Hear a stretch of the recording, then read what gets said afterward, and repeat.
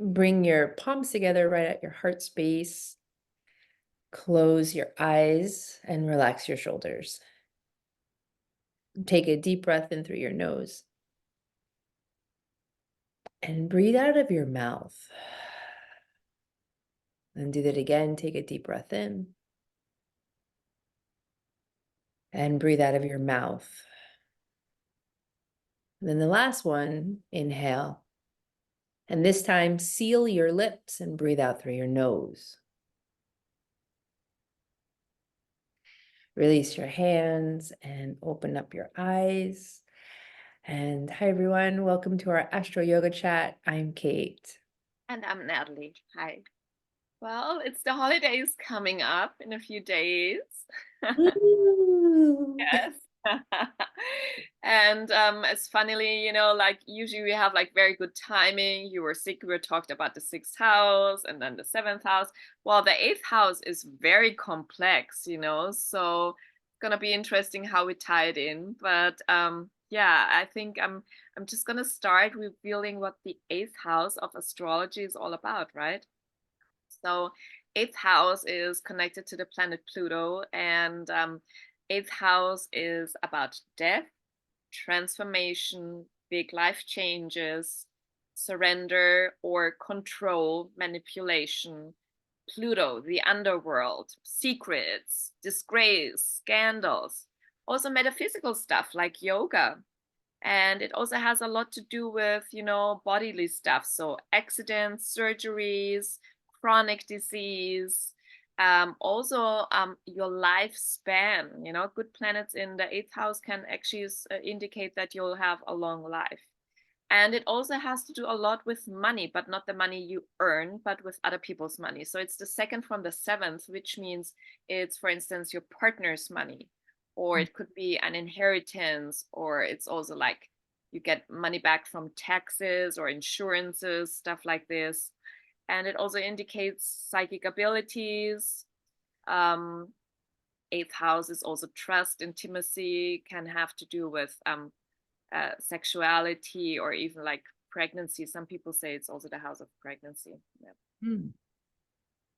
So the eighth house, death, transformation, change, surrender. So I think death is such a, like if someone was going to look at their chart, I would they like first want to know like which planet is in my eighth house? Like tell me when I'm gonna die or tell me when.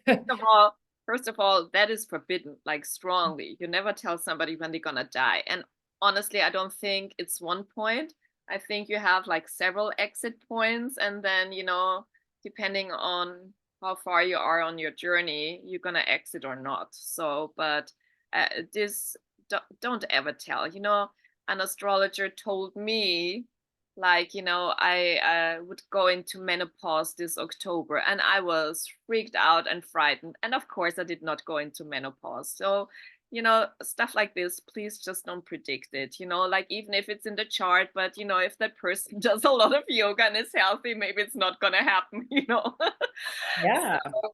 Yeah, but when I see a lot of planets in the eighth house, I'm like, who? Because you see, it's so complex. It's about money, then it's about accidents and injuries and chronic diseases and stuff like this.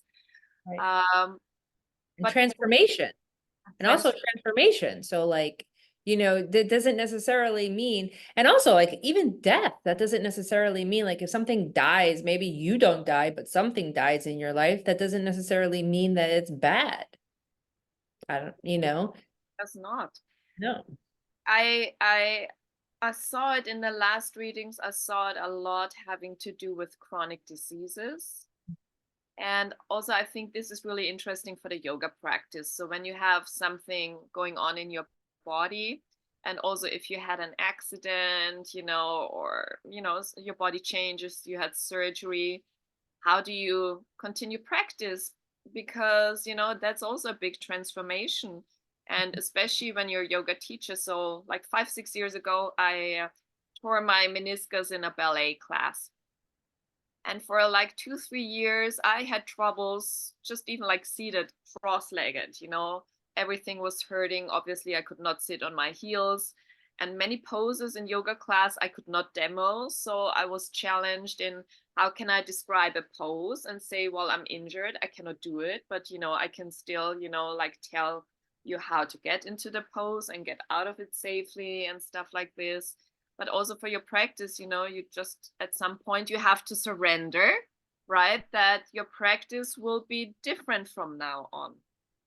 And I think that's such a, especially when it comes to being on your yoga mat. I have a lot of students who are dealing with changes in their bodies, transformations in their bodies. And these are students who have been with me for a long time. So for them, they know the practice, they know Soul and Steady's practice, and they want to be able to do the planks and they want to do the holding of the poses, but they have things that are happening that are diseases and changes. And yeah, like, how they're working through their situation now. Which when I teach yoga, I'm just constantly feeding the energies of like compassion and kindness and patience and love and acceptance, non-judgment. Because without, what do you do when you have to deal with a chronic disease? What do? You're gonna just now all of a sudden become a negative person and just be upset and mad all the time about it? Like, that doesn't that's not, it doesn't sound very sustainable for energy. Doesn't sound like, and I think yoga is this place of constant transformation. And in a weird way, it's like your old self is dying off and you're constantly a brand new person. Every single breath, you are brand new. I mean, what did they say about cells? Something about cells. How many years? And then all of a sudden, it's like, if you think about it, you're like brand new. Like you have all these new cells within you. Actually, it's I think different with all the organs, like something about 7 years, but certain organs like after a few months or 2 years. Yeah, it's very interesting. Yeah, so and actually they told us this, like once you start plunging into yoga and doing yoga more, like not only the body is gonna change and your practice is gonna change, but also then, all of a sudden maybe you get more empathetic, like be yeah, and develop more empathy for people, or be interested in all the spiritual stuff and where yoga comes from and the philosophy, because it's a journey of transformation we're taking here. Absolutely. I actually, on my yoga journeys, whenever I became a vegetarian, which I'm like laughing at this whole process, this transformation. So like at the beginning of my yoga journey, and I'm learning about the limbs, I'm learning about ahimsa, non-harming, and this transformation within me was like, it all of a sudden I was like, I don't want to eat animals. I don't want to eat anything with a face. And so for about 12 years, I was a vegetarian. One of those years I was a vegan. And then I got divorced and then I ate everything. And it just happened. I just ate everything. I don't know why, how, who. I was just like, give me, is that cow walking? Give it to me. Like, it's just so That's weird. also what they promote in the yoga community, that you have to be vegetarian or you have to be vegan. But then honestly, there were certain yoga gurus, you were not allowed to drink and have no sex in the teacher training. And then in the end, they molested girls, like tons of them, and their name is now gone from the yoga community. So that's also like, maybe that's a point for scandals and Eighth manipulation, house.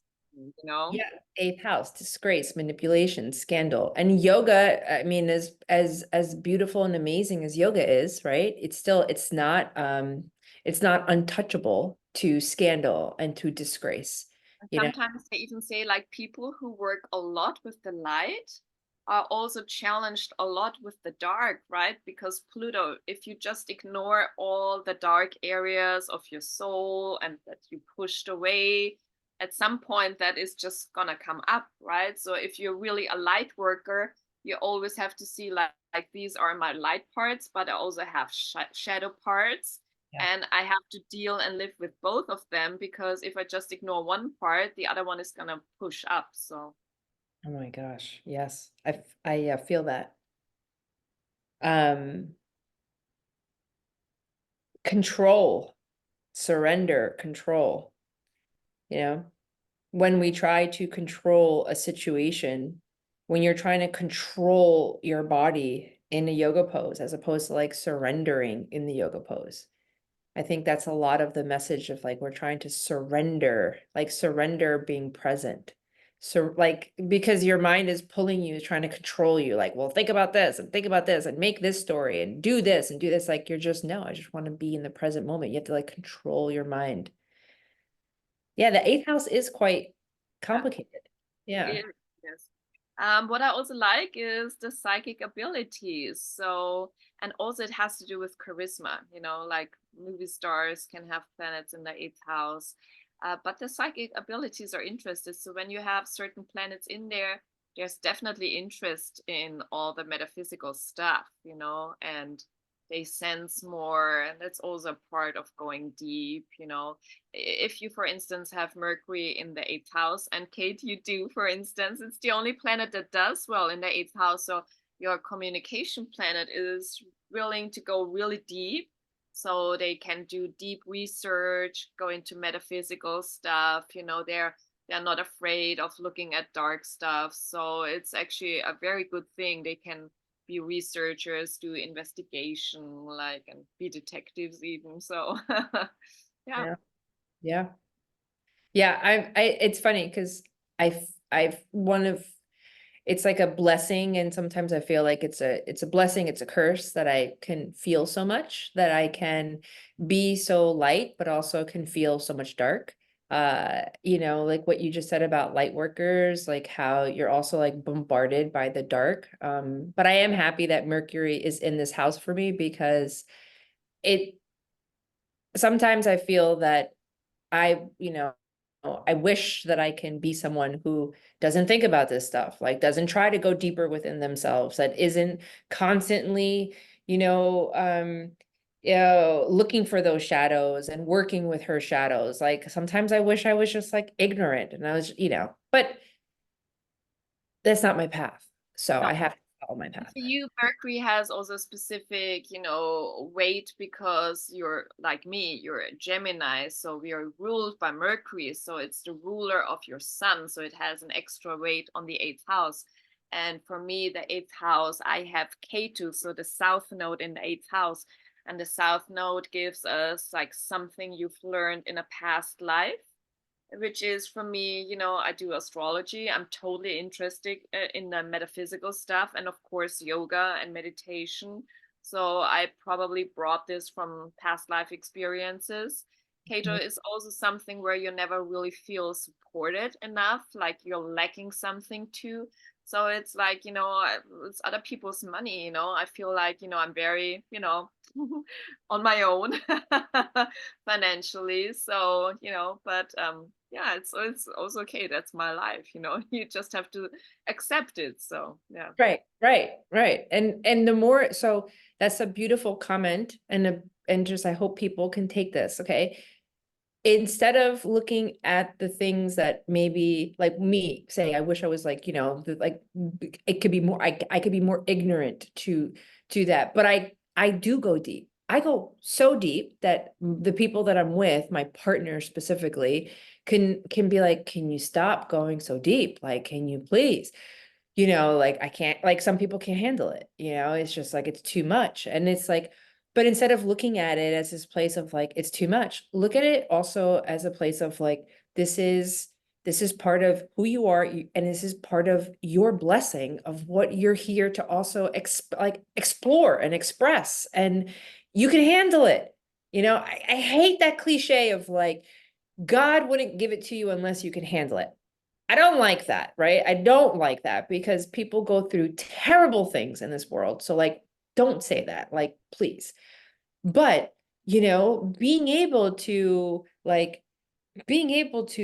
work and surrender and transform through whatever it is that like you're like that you go through, that's powerful stuff. That's powerful. That's like that you're your own alchemist. That's amazing.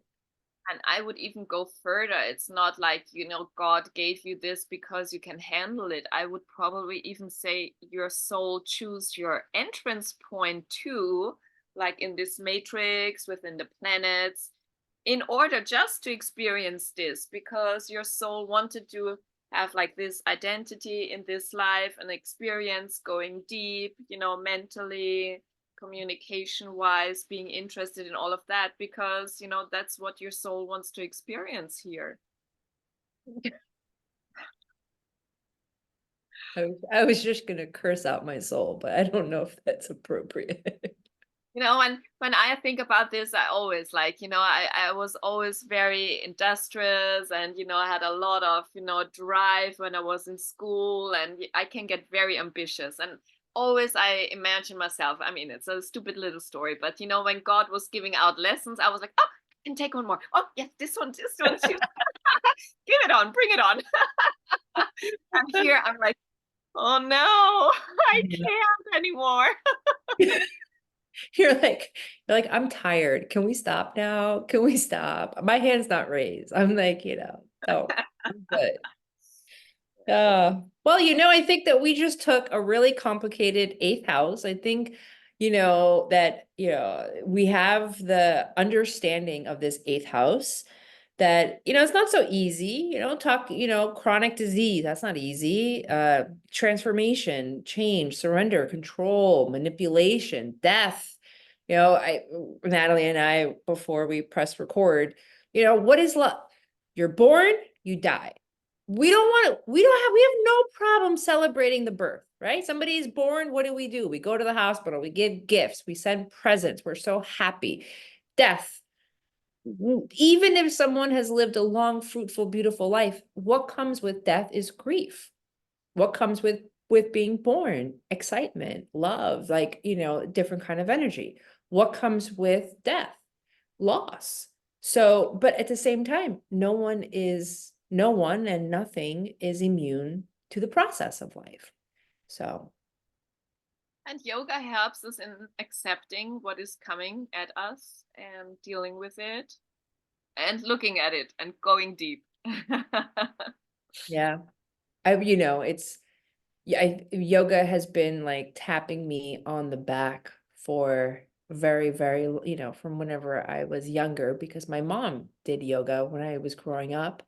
And I mean, I didn't want to do yoga because my mom was doing yoga. I was not, just being a rebellious kid. But yoga was always there for me, telling me like, okay, whenever you're ready, here you come on over. This is where you can do your work.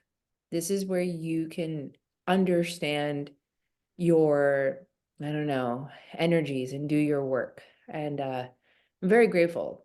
I'm very grateful to be on this path.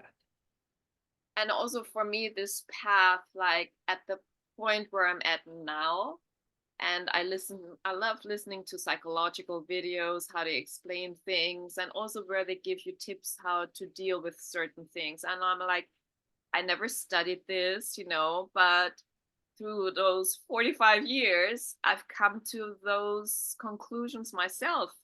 Like, how do I handle certain situations? Where do I need to direct my mind? Or, yeah, how to deal with certain things. So that's also a big transformation, you know. And I didn't have to go to school or university to study psychology, but life was transforming me and teaching me. And I just went along on the ride. Awesome. Oh, it's such a nice place for us to end. Happy holidays, everyone. Um, happy holidays. Okay, bring your palms together, relax your shoulders, and bring your awareness into the center of the eyebrows.